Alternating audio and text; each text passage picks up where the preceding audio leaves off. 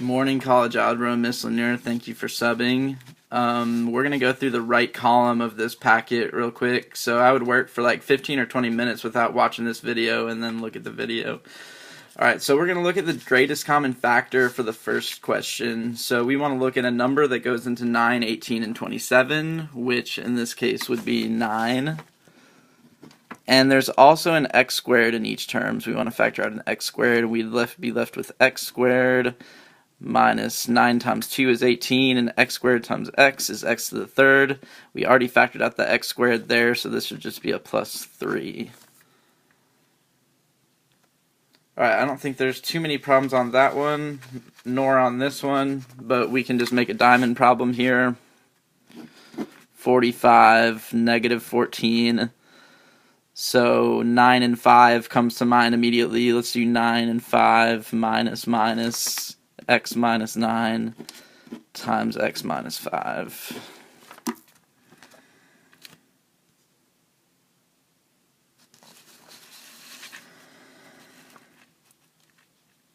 Alright, now I might do this problem a little bit differently than you're used to, but let's make a diamond problem. 9 times negative 4 goes on top, and 5x goes on bottom.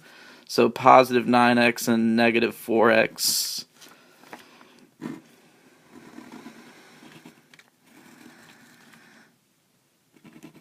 So I like to make a box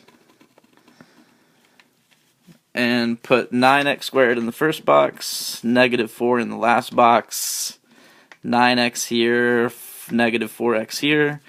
So we're looking at the greatest common factor of each row here.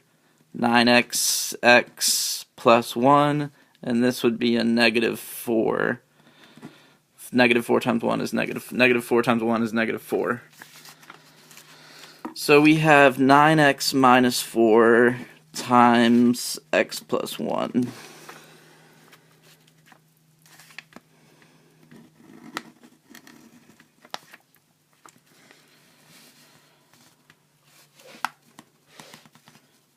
Alright, now the difference of squares. There has been a bit of confusion on this concept throughout the year, but once you get used to the pattern, it's a bit simple. So we just need to take the square root of each term here. The square root of 16 is 4. Square root of x to the 4 is x squared. Square root of 81 is 9. So 4x squared minus 9, 4x squared plus 9. And then recognize this is another difference of squares. So we're going to take the square root of 4x and get 2x. Square root of 9 is 3. So 2x plus 3, 2x minus 3. Times 4x squared plus 9. Can't do anything with a sum of squares.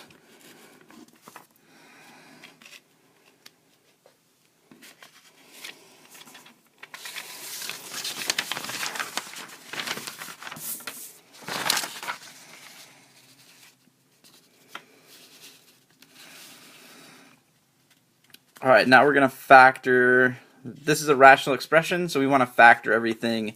Y squared plus 7y minus 18 will factor as y plus 9 times y minus 2.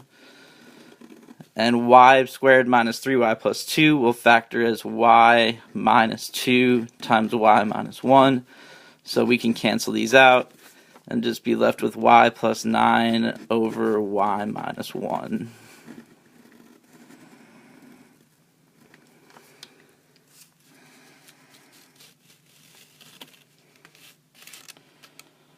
Alright, now this one is a division problem, so remember, I feel like we've all done well with this concept, that we remember that we need to switch this to multiplication and flip this around.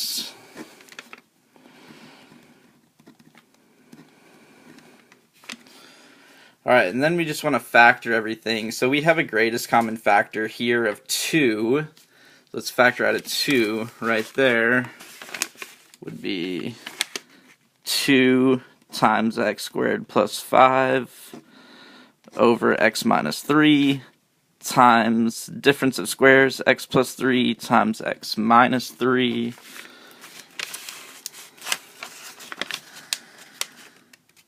And all that is over 3 times x squared plus 5. So we're going to cancel out the x squared plus 5, x minus 3, x minus 3. So we have 2 times x plus 3 all over 3.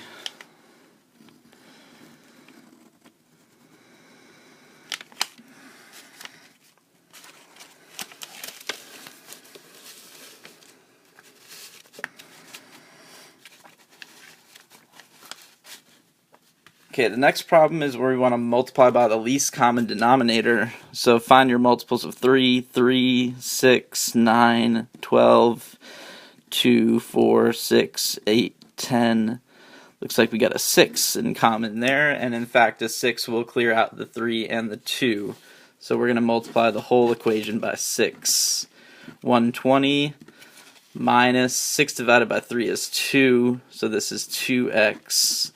6 divided by 2 is 3, so this is 3x. Alright, that step is a bit complicated, but the rest is pretty easy. We're just going to add 2x. 120 equals 5x. So x equals 120 divided by 5.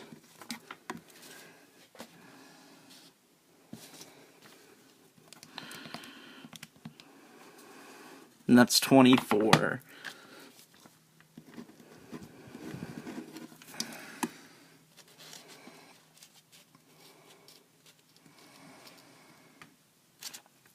Alright, now this one we want to multiply by 21 because 21 is divisible by 3 and 7. So 21 divided by 3 is 7 times x plus 1 equals 21 times 5, 105. 21 divided by 7 is 3 times x plus 2. So we want to distribute the 7. 7x plus 7 equals 105 minus 3x minus 6.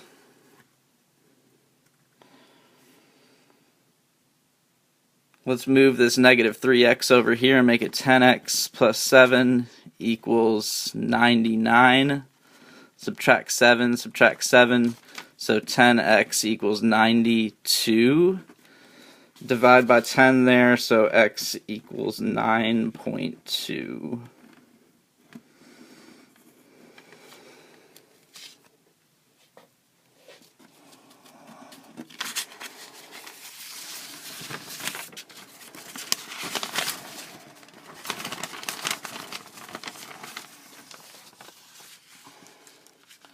Alright, so these are pretty similar to those first ones we did. We want to multiply by the least common denominator. We know we have to multiply by x, and the LCD of 2 and 3 is 6. So we want to divide first and then multiply, I think. 6x divided by 2x is 3, times 7 is 21.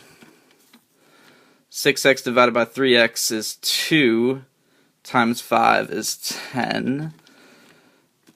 And then 6x divided by 3x is 2x, times 22 is 44x. So 21 minus 10 is 11, equals 44x, divide by 44, divide by 44. So x equals 1 over 4.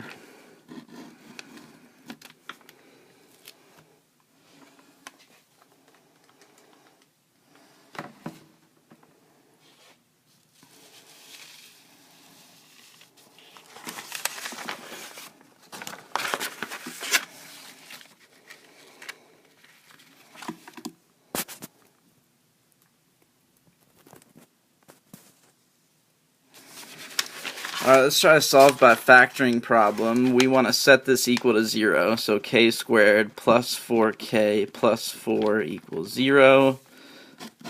4 here, 4 here.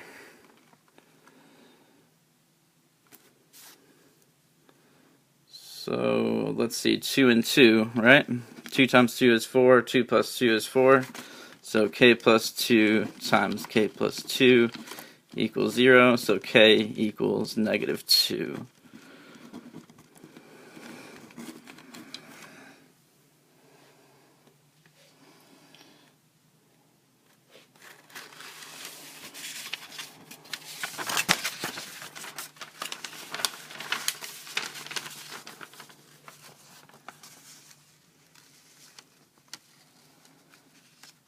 Okay, solving by square roots, we're trying to get the x by itself, so we need to add 25. So 3 over 2 x squared equals 75. Now what I like to do is clear out the fractions, so let's multiply by 2 on each side. 3x squared equals 150. Then we'll divide by 3 on each side, so x squared equals 50. Then just take the square root, so x equals about 7. Let's check.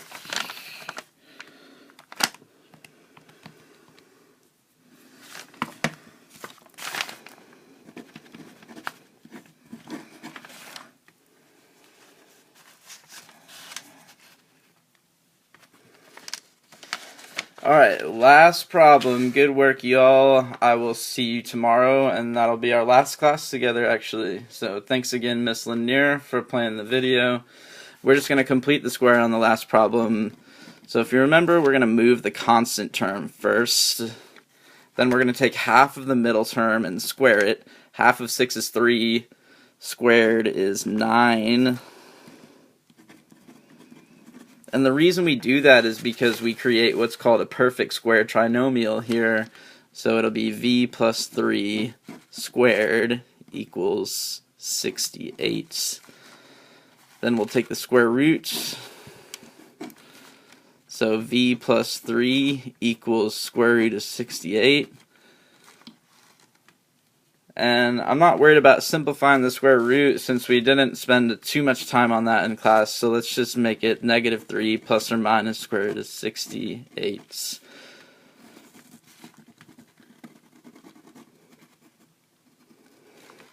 But we could keep in mind that we could simplify this square root right here.